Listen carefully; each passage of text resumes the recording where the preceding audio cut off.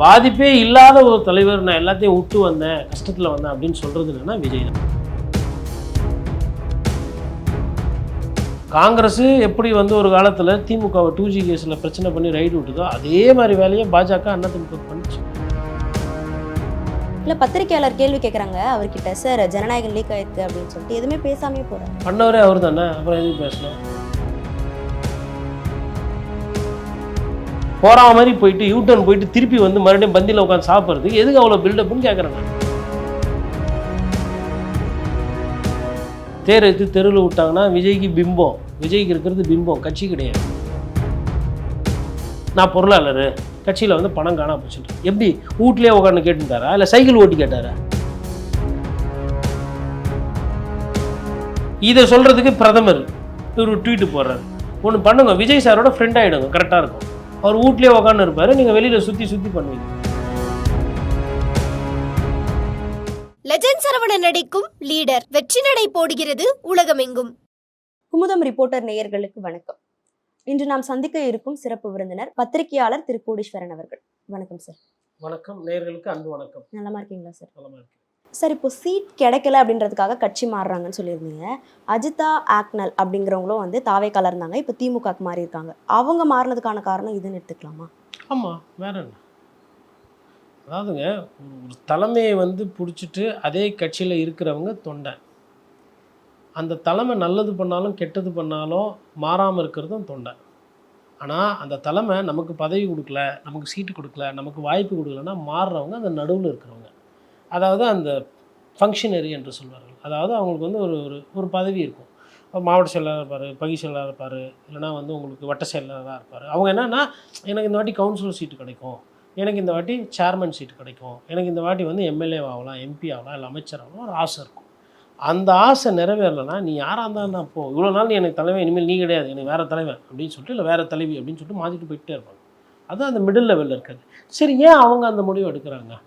தொண்டனுக்கு இருக்கிற அந்த பாசம், இல்லை அந்த ஒரு தலைவர் மீது இருக்கக்கூடிய ஈர்ப்பு ஏன் அந்த பதவிக்கு இருக்கிறவங்களுக்கு இல்லை அப்படின்னு பார்த்தீங்கன்னா, தொண்டர்கள் செலவு பண்ணல.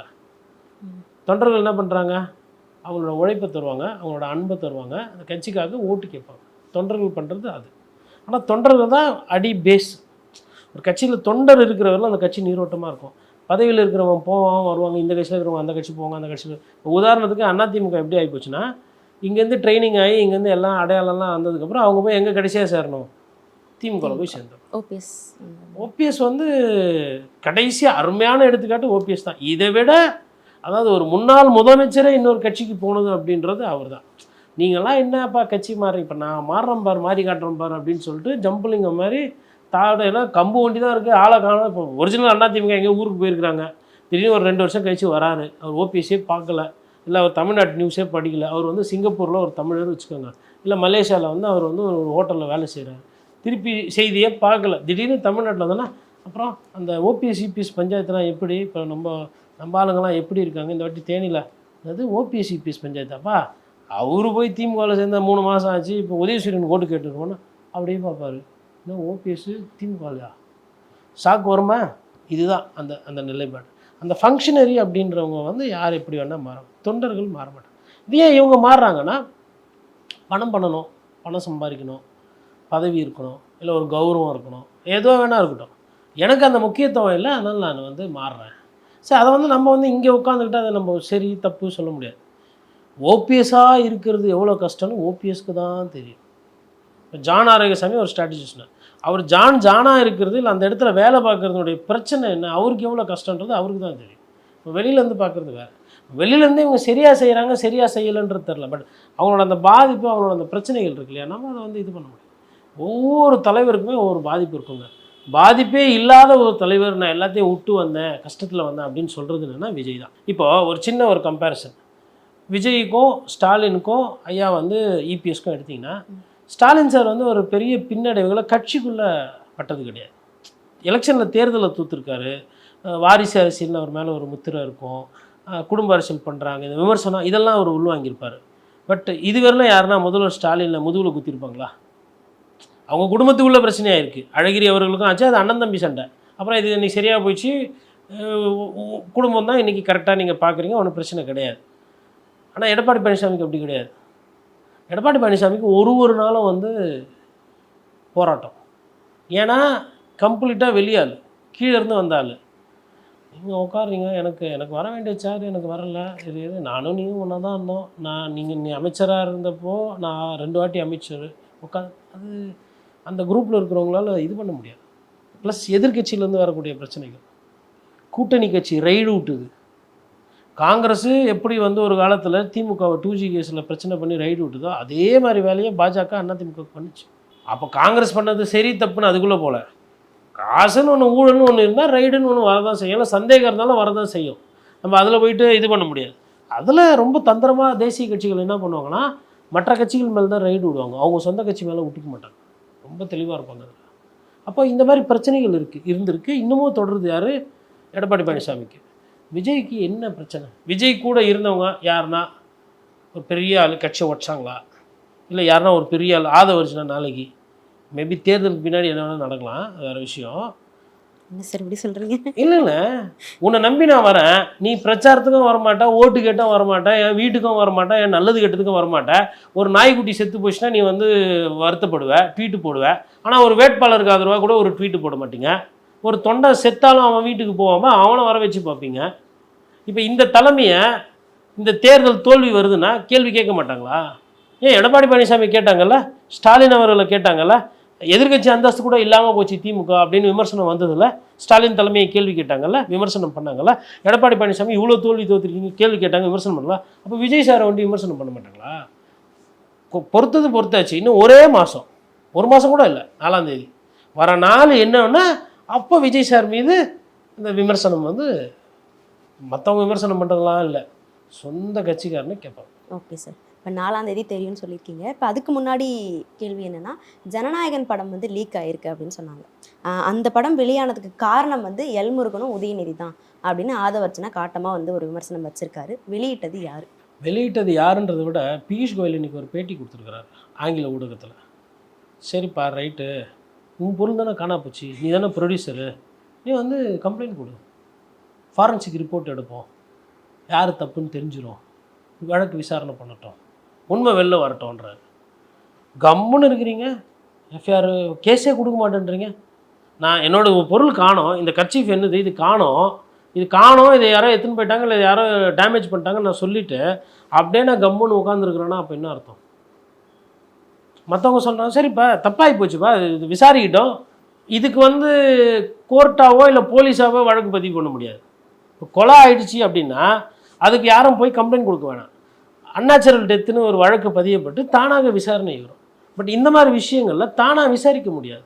சம்மந்தப்பட்டவங்க வாயை திறந்து சொல்லணும், ஆமாங்க எங்கள் பொருள் ஒன்று இந்த மாதிரி திருடி எடுத்து வெளில விட்டாங்க இது அப்படின்னும்போது அந்த பொருளை எங்கே வச்சுருந்தீங்க, யார் யாருக்கெல்லாம் அந்த பொருளில் சம்மந்தம் இருக்குது, யாருக்கெல்லாம் அந்த ஆக்சஸ் இருக்குது, அவங்களோட கைரேகை என்ன, அவங்க அன்றைக்கி என்ன பண்ணியிருந்தாங்க, அவங்களோட ஃபோன் கால்ஸ்லாம் எடு, அவங்களோட வாட்ஸ்அப்பெல்லாம் வந்து இன்றைக்கி சாஃப்ட்வேர் போட்டு கூட எடுத்துக்கணுன்னா எடுத்துருவாங்க.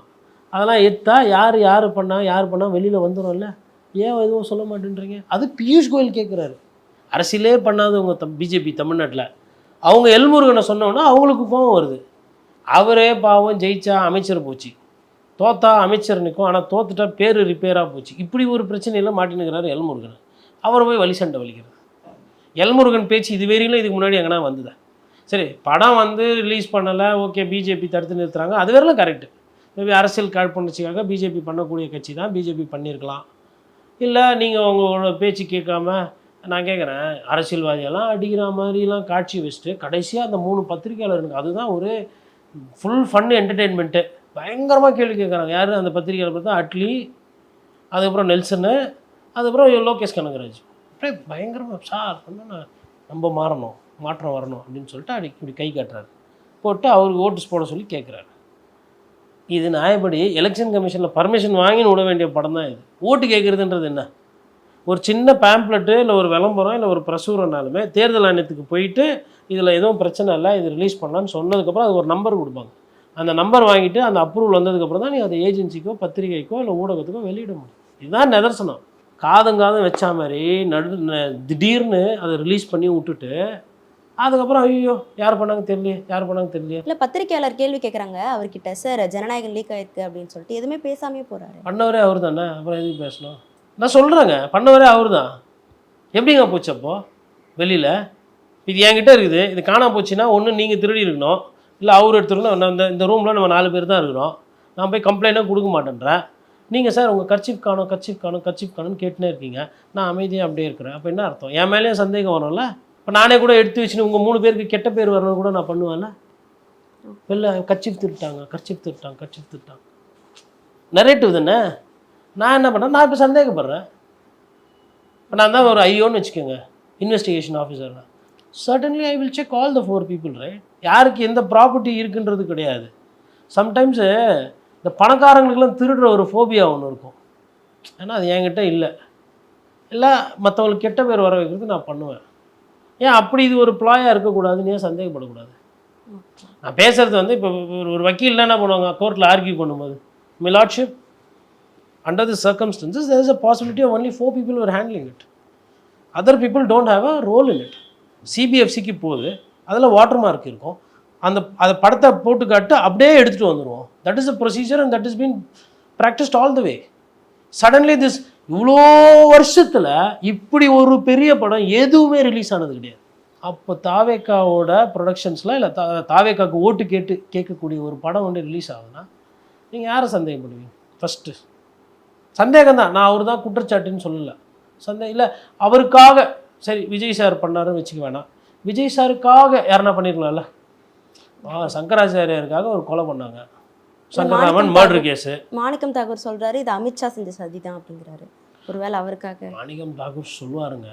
மாணிக்கம் தாக்கூருக்கு என்ன இருக்குது, அவர் எந்த கட்சின்றதே மறந்துட்டு இருக்கிறாரு.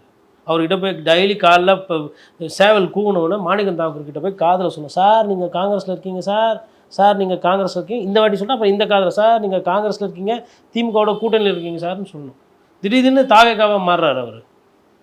உள்ளே இருக்கிறது அப்படியே வெளில ஓடி வருது அந்த பாசம், தாவேக்கா பாசம். அதான் கூட்டணிக்கு செய்யக்கூடிய துரோகங்கள்.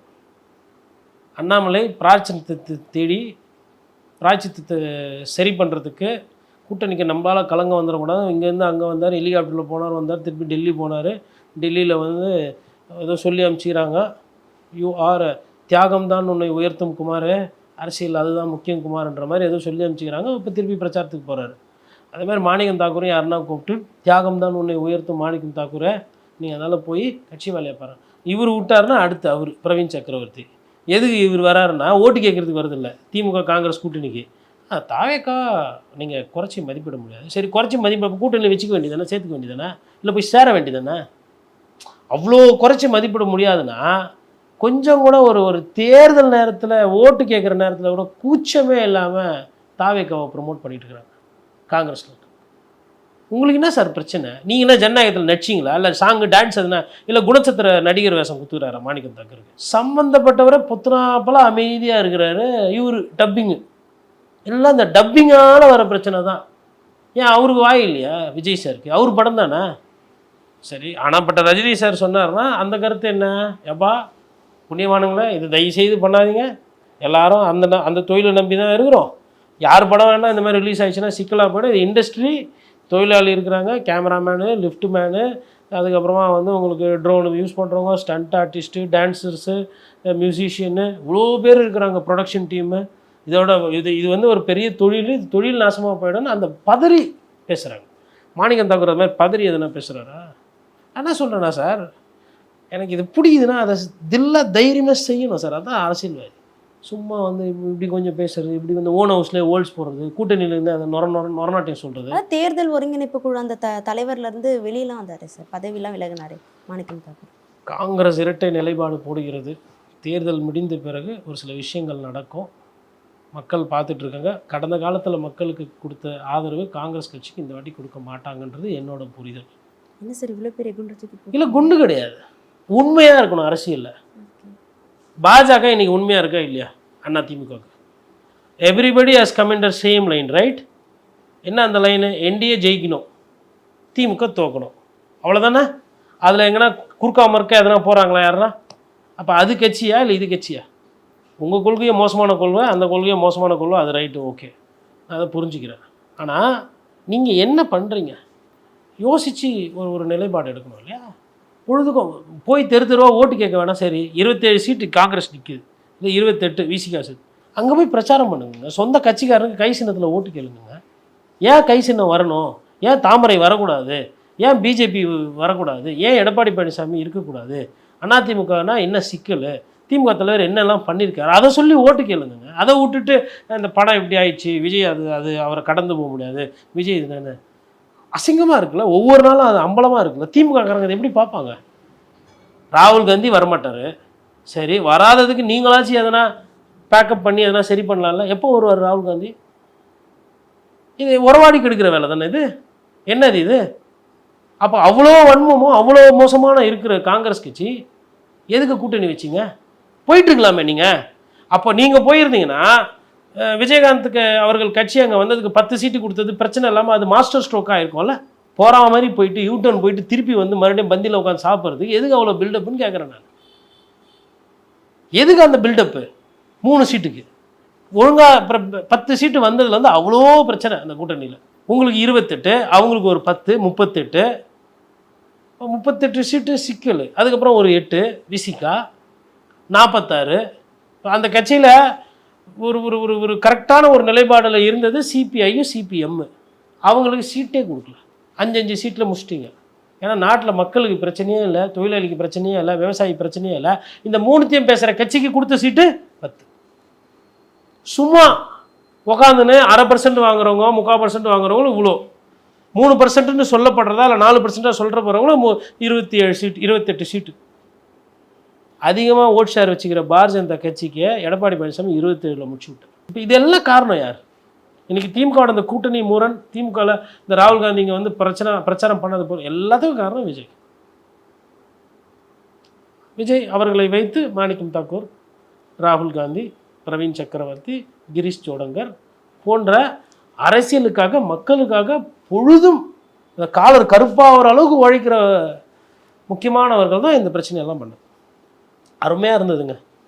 டிசம்பர் மாதம் வரையிலும் திமுக கூட்டணி இந்த கிரீஷ் சோடங்கர் வந்தாப்புல இந்த குடுகுடுப்புக்கார மாதிரி கெட்ட காலம் பிறக்க போகுது திமுக கூட்டணிக்கு. கெட்ட காலம் நல்ல காலம் தான் வழக்கமாக குடுகுடுப்பார். காங்கிரஸ் இருக்கவங்க இப்படி இருக்கிறது திமுகவில் ஒழுங்காக அவங்கக்கிட்ட விட்டுட்டு, சார் இது சட்டமன்ற தேர்தல், முதலமைச்சர் வேட்பாளர் நீங்கள் வாங்க, அப்புறமா எங்களுக்கு ஆட்சியிலையோ இல்லை ஏதோ சீட்டோ ஒரு ரெண்டு அமைச்சர்னா கொடுங்க அப்படின்றத அண்ணா அறிவாலயத்தில் 4 ரூமுக்குள்ளே உட்காந்து டீ சாப்பிட்டுன்னு கௌரவமாக பேச வேண்டியதை வெளிப்படையாக வெளியில் பேசி அதை உடச்சி, இங்கே இல்லைன்னா நாங்கள் அங்கே போயிடுவோம், இங்கே சம்மந்தம் பண்ணலாம் நாங்கள் அங்கே சம்மந்தம் பண்ணுவோம், இங்கே நாங்கள் சாப்பிட்லான்னா நாங்கள் அங்கே போய் சாப்பிடுவோம், இந்த ஹோட்டல் பிடிக்கலாம்னா நாங்கள் அந்த ஹோட்டல் பிடிக்கும், இதையே பேசி அந்த தாவேக்காவை பூஸ்ட் பண்ணி விட்டு அந்த தாவேக்கா இன்றைக்கி திமுக தீய சக்தி. சரி திமுக தீய சக்தின்னு சொல்கிறது அதையாச்சும் ஊராக போய் சொல்லணும்ல. எம்ஜிஆரும் சொன்னார் திமுக வந்து தீய சக்தி. வந்து கணக்கு கேட்டார் எம்ஜிஆர், நான் பொருளாளர், கட்சியில் வந்து பணம் காணா போச்சுட்டு. எப்படி வீட்லேயே உட்காந்து கேட்டுருந்தாரா இல்லை சைக்கிள் ஓட்டி கேட்டாரா? கிராமமாக போனார். நான் என்னையே நீக்குனாங்க, நான் என்ன தப்பு பண்ணேன்? எதனால் திமுகலேருந்து என்னை வெளியேற்றப்பட்டேன்? நான் உங்ககிட்ட கேட்க வந்திருக்கிறேன், மக்கள்கிட்ட வந்திருக்கிறேன். போயிட்டு பில்டப் பண்ணினு இல்லையா, படம் ரிலீஸ் பண்ணலையா, இருட்டா நைட்டில் இல்லை பகலில் மக்கள்கிட்ட போனார். எம்ஜிஆரை விட பெரிய ஆளுன்னு. அதுவும் ஒரு சிலர் பத்திரிகையாளர் வந்து நம்மகிட்டே வந்து நீ தான் பிரெயின் வாஷ் ஆகிட்ட, என்ன வேறு வந்து அப்படியே மூளை செலவு சார் ஃபுல்லாக கோட்டி, நீ போய் ஐடி கம்பெனியில் கேளு இப்படி இருக்கு தெரியுமா. ஆமாம் ஐடி கம்பெனியில் அப்படியே லைன் நின்று ஓட்டு போட்டு போயிடுவாங்க ஃபுல்லாக. கொஞ்சம் லைட்டாக கரண்ட் ஆஃப் ஆகி போச்சு இல்லை வெக்கே ஆகுதுன்னா it's taking too long, what do I do, just a vote no cash okay அப்படி போகிறவங்கலாம் நிறைய பேர் இருக்கிறாங்க. நாங்கள் தான் பார்த்து நிற்கிறோம்ல, நீங்களாம் என்ன ஏஜில் ஓட்டு போகிறீங்க. இதே கிராமத்தில் விவசாயம் எடுத்து பார்த்தீங்கன்னா வேர்த்து விறுவித்தாலும் அந்த துண்டை தலையில் கட்டி தொடச்சி என் ஓட்டு நான் போடுவேன்னு போய் நிற்கிறது. இந்த நுனி நாக்கில் இங்கிலீஷ் பேசுறது, வைப்பு பண்ணுறது, வம்பு சண்டை வலிக்கிறது, இவங்களெல்லாம் வச்சுட்டு ஒரு 10 பேர் ஒரு சொன்னோன்னா நீ பாரு, நானும் தான் பார்க்க போகிறேன், நானும் அதுக்கு வெயிட்டிங் தான். 4ஆம் தேதி வரட்டும், 4ஆம் தேதி எதெல்லாம் ஒரிஜினல் கட்சி எதெல்லாம் வந்து சும்மா சத்தம் விடுற கட்சின்றது தெரிஞ்சு போய்டும். இப்போ இதே மாதிரி அவ்வப்போது பரப்புரையில் வந்து அவர் பேசுகிற போது என்ன சொல்கிறார் அப்படின்னா, கரூரில் வந்து என்ன என் மேலே பழி போட்டிங்க, ஜனநாயகனை முடக்கணும்னு, அதாவது ஜனநாயகன் லீக் பண்ணுறதுக்கு முன்னாடி அவர் பேசுகிறாரு. ஜனநாயகனை வந்து முடக்கணும்னு பார்த்தீங்க, நான் அதுலேயும் வந்து முடங்கி போய்டுவேன்னு பார்த்தீங்க, நான் அதுலேயும் வந்துட்டேன். இது மட்டும் இல்லாமல் எலெக்ஷன் வர டைமில் என் மேலே இன்னொரு அவதூறு வேற பரப்புனீங்க அப்படின்னு ஒரு விஷயத்த சொல்கிறாரு. அது மறைமுகமாக சொல்லும்போது நம்மளுக்கு வந்து அவருடைய வீட்டில் இருக்கிற விஷயமா தான் புரியுது. இதையும் வந்து அவங்க தான் பண்ணாங்கன்ற மாதிரி அவதூறு. ஆமாம், நீங்கள் என்ன சொல்லணும்னா கல்யாணம் பண்ணி வச்சது அவங்கன்றங்க. திமுக தலைமையில் தான் எனக்கு கல்யாணம் ஆச்சு. அப்போவே வந்து இவங்க பிளான்ட் பண்ணிட்டாங்க எங்கள் வீட்டுக்குள்ளே. ஏன்னா நான் 20 வருஷம் கழிச்சு அரசியலுக்கு வரும்னு தெரியும். அன்றைக்கே வந்து அவங்க என்னோட மனைவியை வந்து கையில் எடுத்துட்டாங்க. அப்படி சொல்கிறது தான் சொல்கிறீங்க. அங்கே போயிடுங்களேன். ஒரு அளவு இல்லையா? சொந்த வீட்டு பிரச்சனைக்கு கூட அதுக்கும் கட்சி அரசியலுக்கு தான் காரணமா? எது திமுக காரணம்? எது திமுக காரணம்? ஏன்னா தொண்டர்கள் தான், அதாவது அவங்களோட ரசிகர்கள் தான் அப்படி சொல்லிட்டு இருந்தாங்க, இதுக்கும் திமுக தான் வந்து சங்கீதா அவர்கள் வந்து பேச வைக்குது அப்படின்னு சொல்லி. சரி, இவர் வந்து அது எதுவும் பேசாம இருந்தாரு அப்படின்ற மாதிரி இருந்தா, இவர் ஒரு வார்த்தை விட்டானா அவங்க 3 வார்த்தை பேசுவாங்க. தேர் எடுத்து தெருவில் விட்டாங்கன்னா விஜய்க்கு பிம்பம். விஜய்க்கு இருக்கிறது பிம்பம், கட்சி கிடையாது. கட்சினா வந்து ஊழல் குற்றச்சாட்டு ஆளாக இருந்தாலும் சரி, ஊழல்வாதிகளை வச்சும் ஜெயிச்சு எடுத்துன்னு வர்றது கட்சி. அப்படியே பேசி பண்ணி ஒன்று பண்ணிடுவாங்க. கட்சிக்கு அது இருக்குது. உண்மைக்கு புறம்பாக பேசுகிறதோ இல்லை நம்ப வச்சு ஏமாத்துறதோ கட்சி பண்ணுவாங்க. ரசிகர்களால் அது பண்ண முடியாது. நீங்கள் அதை கட்சியாக மாற்றினா தான் அது நடக்கும். சரி, இப்போ நீங்கள் பேசிட்டீங்க சங்கீதா அவர்களை பற்றி, அவங்க திருப்பி பேசுனாங்கன்னா உங்கள் நிலைமை என்ன? கண்ணாடி வீட்டில் இருந்துங்கன்னு கல் எறியக்கூடாது. பார்க்குறதுக்கு நல்லாயிருக்கும் கண்ணாடி வீடு. இந்த வீட்டில் இருந்து நீங்கள் கல் அடிச்சுட்டு அவங்க வந்து திருப்பி கல் அடிச்சான்னா அவங்க கண்ணாடி வீடு பொடியாக வேணும், ஊடே இல்லாமல் நிற்பீங்க வெயிலில். அதனால் விஜய்லாம் வந்து விஜய் ஏன் பத்திரிகையாளர் சந்திக்க மாட்டுறாரு? ஏன்னா விஜய் கண்ணாடி வீட்டில் இருக்கிறாரு. பத்திரிகை 2 ரவுண்டு தாங்க மாட்டார். 2 பத்திரிகையாளர் சந்திப்பு தாங்க மாட்டார். எடப்பாடி பழனிசாமி அவ்வளோ கேள்வி கேட்குறாங்க. சார் நீங்கள் 8 தோல்வின்றாங்க, நீங்கள் அடிமைன்றாங்க. ஒரு மனுஷனை 7 வருஷமாக நீ அடிமை அடிமை அடிமை. இன்றைக்கி ஒரு சிலர் ஏதுறாங்க, ஆபாசமாக அவர் பேசுகிறாரு.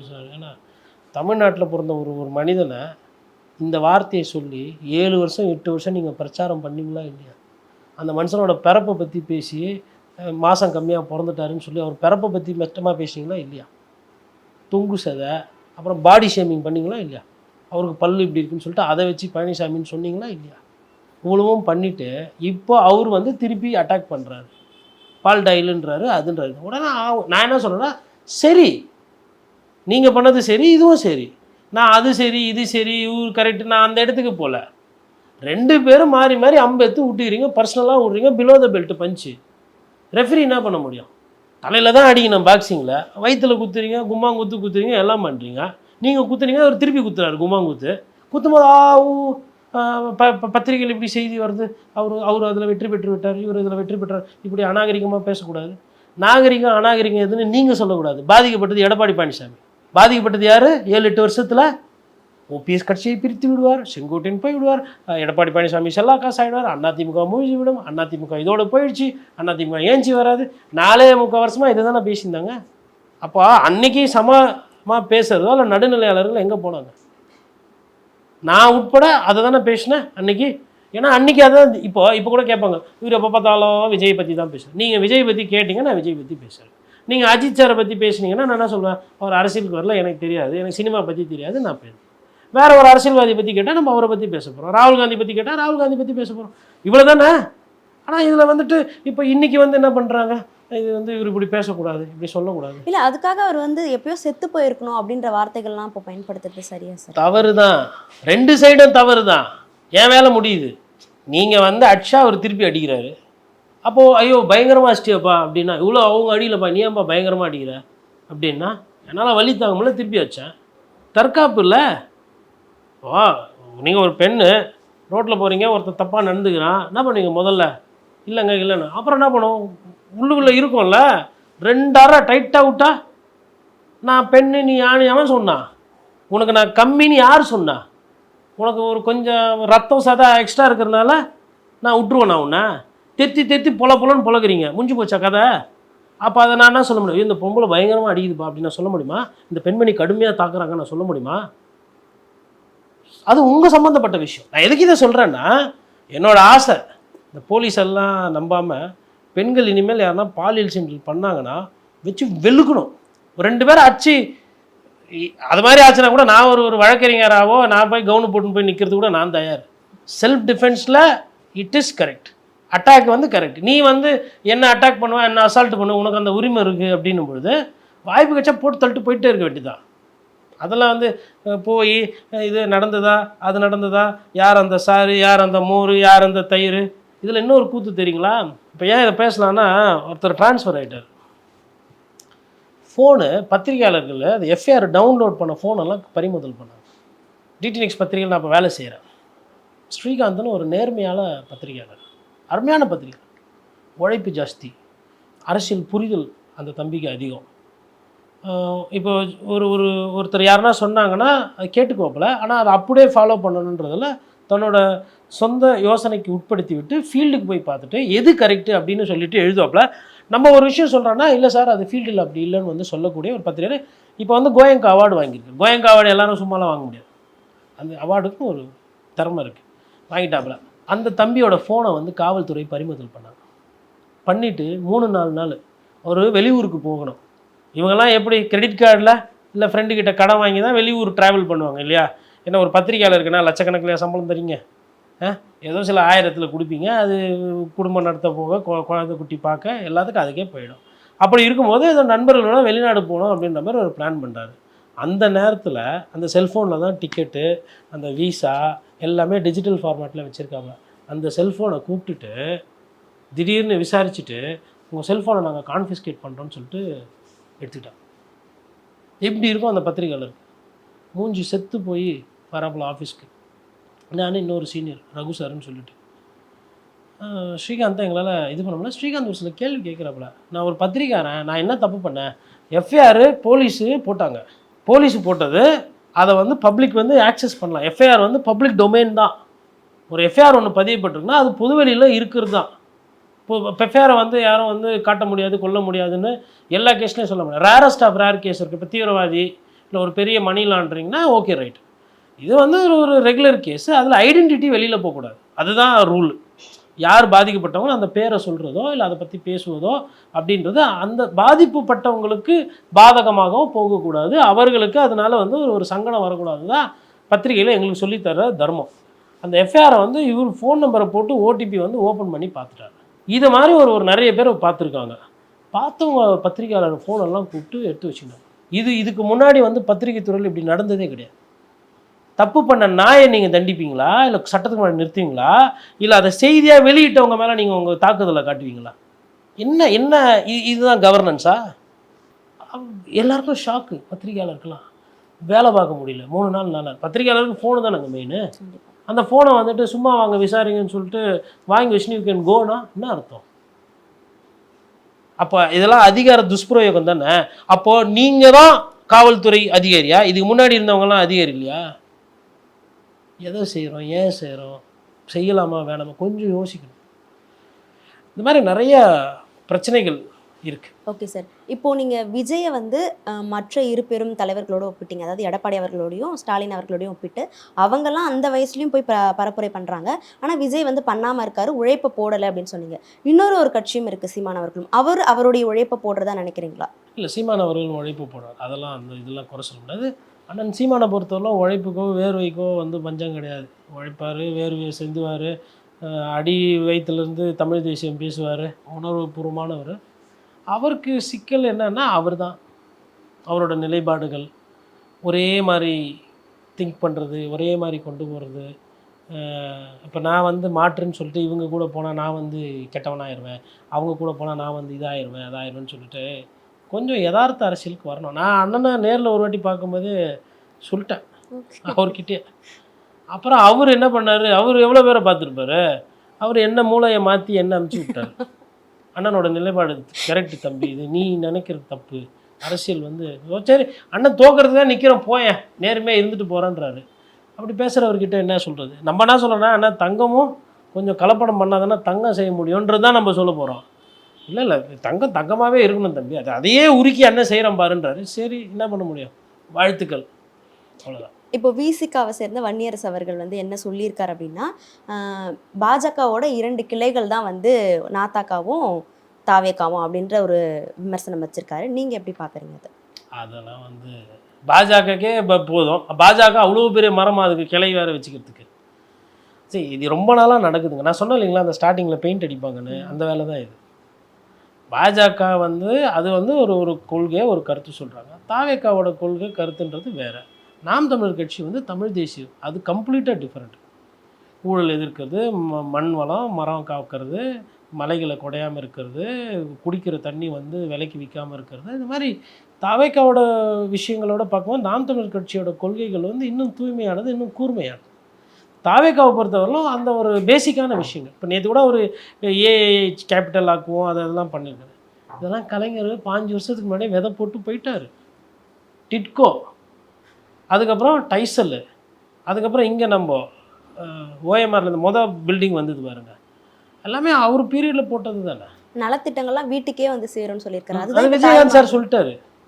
விஜயகாந்த் சார் வந்து என்ன சொன்னார்னா, ரேஷன் கடைக்கு நீங்கள் போக வேணாம், ரேஷன் கடை பொருள் வீட்டுக்கே வரும். இல்லை, இப்போ ஸ்டாலினுடைய ஆட்சியிலும் தாய்மானவர்னு சொல்லி இது வீட்டுக்கே போகுது இல்லை போது இருக்குது. சார் சரியாக படிக்கிறது இல்லை. அவர் பேசினதில் நேற்று விஷயத்தில் ஒரு 2 விஷயம் கரெக்டு. ஊழல் அதிகாரிகளை நான் பழி வாங்குவேன், அந்த ஒரு அப்ளிகேஷன் போட்டு பொதுமக்களை காக்க வைக்கிறதே வந்து இந்த பணம் வாங்குறதுக்கு, துட்டு சம்பாதிக்கிறதுக்கு தான், லஞ்சம் வாங்குறது தான் பண்ணுறாங்கிறாங்க. அது உண்மையிலே வரவேற்கத்தக்கது. அதே மாதிரி நீங்கள் அப்ளை பண்ணிட்டு உங்களுக்கு கிடைக்கலன்னா அது வந்து நடவடிக்கை எடுக்க முடியும். அதனால இதெல்லாம் நல்லது. அதுக்கப்புறம் ஆர்டிஃபிஷியல் இன்டெலிஜென்ஸ் அது இதெல்லாம் வந்து இன்ஃபோசிஸ் தலைவர்லேருந்து விப்ரோ ஆசிஷ் பிரேம்ஜி, அப்புறமா வந்து இவர் சிவநாடார் HCL ஓனர், இவங்கெல்லாம் ஆல்ரெடி யோசிச்சுன்னு உட்காந்து தான் இருக்கிறாங்க. விஜய் சாரை விட அதிகமாக மென்பொருள் தெரிஞ்சவங்க, மென்பொருள் யோசிச்சவங்க. நமக்கு வந்து இப்போ ஆர்டிஃபிஷியல் இன்டெலிஜென்ஸால் இங்கே வந்து பிரச்சனை வருது சாஃப்ட்வேர் கம்பெனிஸ்க்கு, இது எப்படி பண்ணுறதுன்றது வேலை நடந்துன்னு.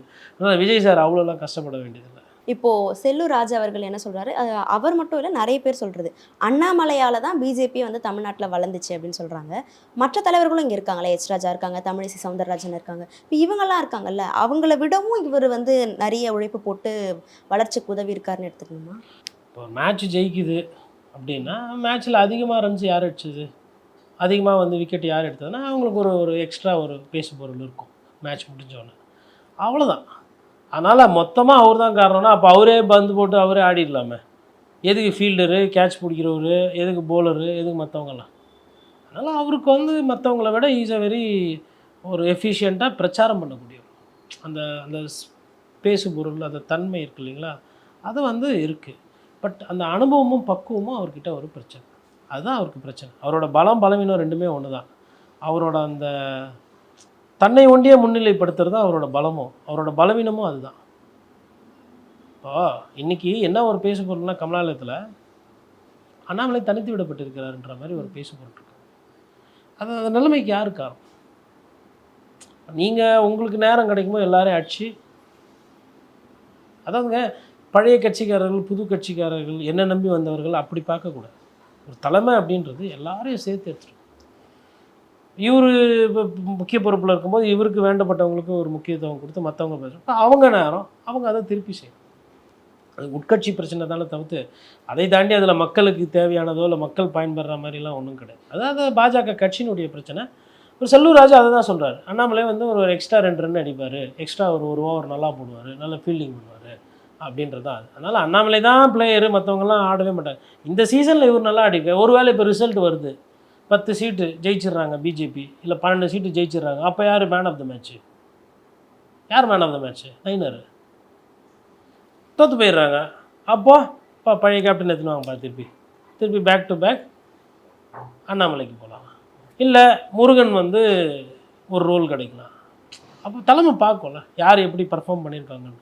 அதான் அந்த கட்சியோட பிரச்சனை. திமுகவில் மோசமான ஆட்சி நடக்குது அப்படின்னு சொல்லி பிரதமர் மோடி அவர்கள் சொல்லியிருக்காங்க. மேலும் என்ன சொல்கிறாங்கன்னா, பாஜக காரங்க வந்து திமுகவோட மோசமான ஆட்சியை அம்பலப்படுத்துகிறாங்க, எனக்கு ரொம்ப ஹாப்பியாக இருக்குன்ற மாதிரி பதிவு போட்டிருக்காரு. பிரதமருங்களா? ரொம்ப முக்கியமான பதிவு. இன்னும் ஒரு 10 நாள் கழிச்சு போட்டால் நல்லாயிருக்கும், தேர்தலெலாம் முடிஞ்சதுக்கப்புறம். இவர் நாட்டினுடைய பிரதமர். வரும்போதெல்லாம் ஊழல் கீழல் அப்படி இப்படின்னு பேச வேண்டியது, பேசிட்டு டாட்டா காட்டி தேசிக்கே அதுக்கே இதுக்கேன்னு சொல்லிட்டு போயிட வேண்டியது, டாட்டா காட்டிட்டு. அப்புறம் வந்து டிஜிட்டல் இந்தியா அது மாதிரி எதனா ஒரு இந்தியா நீங்கள் நமக்கு கொடுத்து விட்டு போயிடுவார். என்ன ஊழல் எதிர்க்கிறதுக்கு அவங்க என்ன பண்ணாங்க? ஒன்றுமே பண்ணல. இந்த 5 வருஷம் வேடிக்கை பார்த்தாங்க. பாஜக என்ன பண்ணியிருக்காங்க? மண் திருடு போச்சா? ஆமாம். மலை கன்னியாகுமரியில் அமைச்சர்களோட தலையீட்டால் காணா போச்சா? ஆமாம், காணா போச்சு. வேலை வாய்ப்புகளுக்கு இவங்க காசு கொடுத்தாங்களா? காசு பெற்றாங்களா? ஆமாம், வழக்கு இருக்குது. கோர்ட்டே சொல்லிக்குது எஃப்ஐஆர் போட சொல்லி, இன்னும் எஃப்ஐஆர் போடாமல் இருக்குது. என்ன நிலைமை எது தெரியல. ஆனால் இவர் வந்துட்டு இப்போ தேர்தல் நேரத்தில் அதனால் வந்து தூங்கி எழுந்துச்சிட்டு பிரதமர் வந்து இது வந்து நான் தடுப்பேன், ஊழலை பற்றி பாரதிய ஜனதா கட்சி அட்லீஸ்ட் தமிழகத்துலேயாச்சும் இனிமேல் பேசாமல் இருங்க. நீங்கள் போன பீரியடில் அதிமுகவில் நடந்த ஊழலுக்கும் நீங்கள் ஒன்றும் பண்ணல, இப்போ திமுக பீரியடில் இந்த நடந்த ஊழலுக்கும் ஒன்றும் பண்ணல. கூட்டணியில் இருந்தாலும் நீங்கள் ஒன்றும் பண்ண மாட்டீங்க, கூட்டணியில் இல்லைனாலும் நீங்கள் ஒன்றும் பண்ண மாட்டீங்க. உங்களே மக்கள் அடையாளம் காட்டுட்டு தான் இருக்கு. பாரதிய ஜனதா கட்சி வந்து ஏதோ ஊழலை ஒழிக்கிறது அந்த புனித வேடெல்லாம் இனிமேல் பிஜேபியில் போடுவோம். ஏன்னா நடவடிக்கையே இல்லை. எதனா ஒரு அமைச்சர் இல்லை ஒரு கட்சிக்காரர் எதனா இப்போ நான் என்ன கேட்குறேன்னா, அம்மையார் ஜெயலலிதா மீது தண்டனை வந்து எவ்வளோ நாள் ஆச்சு? அதுக்கப்புறம் ஏன்னா ஒருத்தர் இப்போ எதனா சமீபமாக கன்விக்ஷன் ஆனாங்களா? இந்த நாட்டில் வந்து ஏழைகளாகவே தான் இருக்கிறாங்களா அரசியல்வாதிகள்? இதை சொல்கிறதுக்கு பிரதமர் ஒரு ட்வீட்டு போடுறாரு. ஒன்று பண்ணுங்க, விஜய் சாரோட ஃப்ரெண்ட் ஆகிடுங்க, கரெக்டாக இருக்கும். அவர் வீட்லேயே உட்காந்து இருப்பார், நீங்கள் வெளியில் சுற்றி பண்ணுவீங்க. மேடம், பேசுறது பிரச்சாரம் பண்ணுறதுலாம் முக்கியம் இல்லை, செயல்பாடு ரிசல்ட் என்னன்னு பார்த்தீங்கன்னா, தமிழ்நாடுக்கு கரப்ஷனில் நிறைய நடந்திருக்கு அப்படின்னு குற்றச்சாட்டு சொல்லக்கூடிய பாரதிய ஜனதா கட்சி ஒரு துரும்பை கூட ஊழலை ஒழிப்பதற்கு செய்யவில்லை. அதுதான் உண்மை.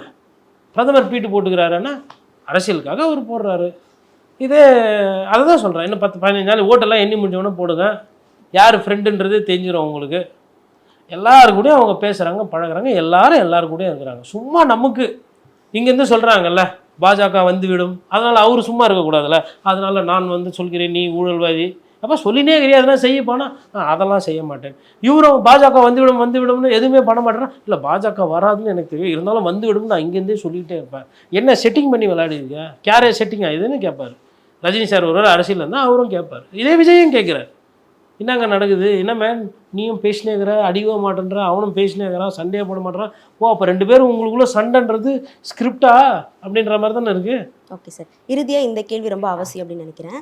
இப்போது இன்றைய தலைமுறையினர் இளைஞர்கள் வந்து ஒரு வாய்ப்பாக ஒரு மாற்றமாக வந்து என்னுடைய வாக்கை வந்து நான் இந்த கட்சிக்கு செலுத்துகிறேன் அப்படின்ற மாதிரி சில கட்சிகளை வந்து அவங்க தேர்ந்தெடுப்பாங்க. முதல் முறை வாக்காளர்களும் இருப்பாங்க. அப்படி அவங்க ஒரு வாய்ப்பு அப்படின்ற மாதிரி மாற்றம் வரணும் அப்படின்னு சொல்லி போடுறாங்க முதல் முறை வாக்காளர்கள் அப்படின்னா, வாக்கு எந்த அளவுக்கு அவங்க முக்கியத்துவம், ஒரு வாய்ப்பு கொடுக்குறேன் அப்படின்னு சொல்லி தவறான கட்சிக்கு போடக்கூடாது அப்படின்ற மாதிரினா நீங்கள் என்ன மாதிரி அட்வைஸ் கொடுப்பீங்க? கொஞ்சம் வாக்கு வந்து ரொம்ப இம்பார்ட்டன்ட், அதனால பார்த்து வாக்களிங்க அப்படின்ற மாதிரினா எந்த மாதிரி சொல்லுங்க? இல்லை இதில் வந்து வாய்ப்பு நம்ம தரேன் வந்து அப்படிலாம் சொல்லவே முடியாது. இதில் ஒரு பத்திரிகையாளராக நீங்கள் கேட்டுக்க, இப்போ நான் விஜய் சார் மாதிரி தப்பிச்சு ஓட முடியாதுல்ல, நான் எதனா ஒன்று சொல்லி ஆகணும்ல. அவ்வளோ வந்து ஒரு என்ன சொல்கிறது, ஒரு கிரேடோ இதுவோ நமக்கு கிடையாது, சாதாரணமாக இருக்கும். அப்போ நான் என்ன, நீங்கள் எதனா நம்ம பேசணுன்னா நம்ம பேசினா கேட்க போகிறதில்ல இளைஞர்கள், அது வேறு விஷயம். அவங்களுக்கு ஒரு எண்ணோட்டம் இருக்கும், அவங்களுக்கு பிடிச்சது தான் அவங்க செய்யணும், அதுதான் முறை தர்மம். பட் என்ன நம்ம சொல்கிறோன்னா, இந்த வழக்கமாக சொல்கிறது தான், என் ஓட்டு விற்பனைக்கு அல்ல அப்படின்னு அறப்போர் இயக்கம்ல ஜெயராமன் அவர்கள் இப்போ ஒரு பிரச்சாரம் பண்ணிட்டுருக்காங்க. இது மாதிரி நிறைய பேர் பண்ணியிருக்கிறாங்க. இது அதாவது வாக்கு வந்து நீங்கள் காசுக்கு விற்கக்கூடாது, அது ஒரு வாதம். ரெண்டாவது வந்து சரி கொடுக்குறாங்க என்ன பண்ணுறதுன்னா அது அவங்க இஷ்டம். நான் அதில் போயிட்டு இது தப்பு இது ரைட்டு, அந்த ஜனநாயகம் அவ்வளோ ஜனநாயகம் பேசுகிற அளவுக்கு நமக்கு இல்லை, ஜனங்களோட சம்மந்தப்பட்ட விஷயம் இது 2. மூணாவது வந்து ஓட்டுன்றதை போடணும். இந்த வீட்டிலே உட்காந்துக்கிட்டு இந்த லைக்ஸ் போட்டுன்னு ட்வீட்டு போட்டு politics is very bad use. ஒரு ஓட்டால் மாறிட போதான்ற வரை கேட்பேன். அதெல்லாம் நான் என்ன சொல்லேன்னா, அவங்கவுங்க வேலையை செய்யுங்க, ரிசல்ட் நம்ம கையில் கிடையாது. மொத்த மக்களோட முடிவை ஒரு ஆள் எடுக்க முடியாதுங்க என்றைக்குமே. அதாங்க ஜனநாயகத்தோட சிறப்பு. ஜனநாயகத்தோட சிறப்பு என்னென்னா, ஒரு ஆள் இங்கே எதையும் முடிவு பண்ண முடியாது. அது விஜயாக இருந்தாலும் சரி, விஜய் முடிவு பண்ண முடியுமா, இல்லை எடப்பாடி பழனிசாமி முடிவு பண்ண முடியுமா, இல்லை ஸ்டாலின் தான் முடிவு பண்ண முடியுமா? மக்கள் தான் முடிவு பண்ணுறாங்க. அப்போ அந்த ஒரு ஓட்டுக்கு அது வந்து எல்லாரும் ஒரு ஓட்டுன்னு விடக்கூடாதுல்ல, சிறு துளி பெருவெல்லம். அதனால் எல்லாருமே போய் ஓட்டு போடணும். இது 3வது. 4வது ரொம்ப ஒரு முக்கியமான விஷயம், இது வந்து மேபி இந்த நோட்டாக்கு ஒரு சிலர் ஓட்டு போடுறாங்க. அதை வந்து அது என்னோட தாழ்மையான கோரிக்கை, அதை வந்து தவிர்க்கணும்னு சொல்லி நான் கேட்குறேன். என்ன காரணம்னா, அது ஒரு மிஷினு, அது ஒரு இன்ஸ்ட்ருமெண்ட், அதுக்கு ஒரு உயிரோ உணர்வோ ஒன்றுமே கிடையாது. உங்களுக்கு அரசியல் கட்சி பிடிக்கலன்னா அந்த ஊரில் ஏதோ சுயேட்சை நிற்பாங்க. இந்த சுயேட்சைக்கு ஒரு பேர் இருக்கும், குமரன் இருக்கும், இல்லை ஃபாத்திமா இருக்கும், இல்லை ஆண்டனி இருக்கும். உங்களுக்கு யாருமே பிடிக்கலன்னா அதில் கூட ஒரு அழுத்திட்டு போகலாம், அவங்கள யாருன்னு தெரியாது. எது முகம் தெரியாதவங்களுக்கு ஒரு சில விஷயங்கள் செய்கிறதுனுடைய அந்த பலன், அவங்க அதனால் பட போகிற சந்தோஷம், அவங்களுக்கு ஒரு ஓட்டு அந்த மாதிரி கூடுதுன்னா கூட மேபி சுயேட்சைகளுக்கு ஒரு இது இருக்கும். மேபி அந்த சுயேட்சை வந்து பைக்லேயோ இல்லை ஆட்டோலேயோ வந்து ஓட்டு கேட்டுருப்பாங்களா, உங்களுக்கே தெரிஞ்சிருக்க. அது மாதிரி கூட போடலாம், தப்பு கிடையாது. நான் வந்து நோட்டாக்கு போடுவேன் அப்படின்னா அது வந்து என்ன நன்னாப்தியாபோ, என்ன மிஷினுக்கு போட்டு என்ன பண்ண போகிறோம்? ஒரு பொருள் பாழா போகுதுன்னா கூட என்ன சொல்லுவாங்க கிராமத்தில், பாழா போகிறது பசுவாயில் போடுன்னுவாங்க. சாப்பாடு மிச்சமாக தான் என்ன பண்ணுவோம், நாய்க்குட்டிக்கு போடு, காக்கா கெத்து வைக்கணும். இப்போ அதே இன்னைக்கு தொழிலாக பண்ணுறாங்க, வேறு விஷயம். பட் நான் என்ன சொல்ல வரேன்னா, ஒரு விஷயத்த wastage I see putting a vote to NOTA doesn't serves any purpose. ஆனால் நோட்டா வந்து இப்போ நோட்டா அதிகமாக ஓட்டு வாங்குச்சு அதனால் தேர்தல் ரத்து அப்படி கிடையாது ப்ரொவிஷன். அதிகமான ஓட்டு யாரோ அப்படி தான். அந்த மாதிரி ஒரு ப்ரொவிஷன் இருக்குது அப்படின்னா கூட நீங்கள் அதில் போய் போட்டு போடலாம். அப்போ it doesn't serve any purpose. நீங்கள் ஒரு ஆள் ஓட்டு போட்டு வெளியில் வேணாம் நோட்டாக்கு போட்டு தெரியுமா, இது என்ன விளையாட்டு இது? அதில் எந்த புண்ணியமும் இல்லை, அதில் எந்த அருளும் கிடையாது. அதனால் அதை வந்து செய்யாமல், அது செய்யக்கூடாதுன்னு நான் சொல்லலை, அவங்க விருப்பம் அவங்களோடது. என்னோட கருத்து நான் அதில் சொல்கிறேன். நோட்டான்ற ஒரு விஷயத்தை வந்து அது அதனுடைய தன்மையை நான் சொல்கிறேன், அவ்வளோ. ஓகே சார், இவ்வளவு நேரம் நிறைய கேள்விகளுக்கு பதில் சொல்லியிருந்தீங்க. உங்கள் நேரத்துக்கும் கருத்துக்கும் ரொம்ப நன்றி. நன்றி. லெஜண்ட் சரவணன் நடிக்கும் லீடர் வெற்றி நடை போடுகிறது உலகமெங்கும்.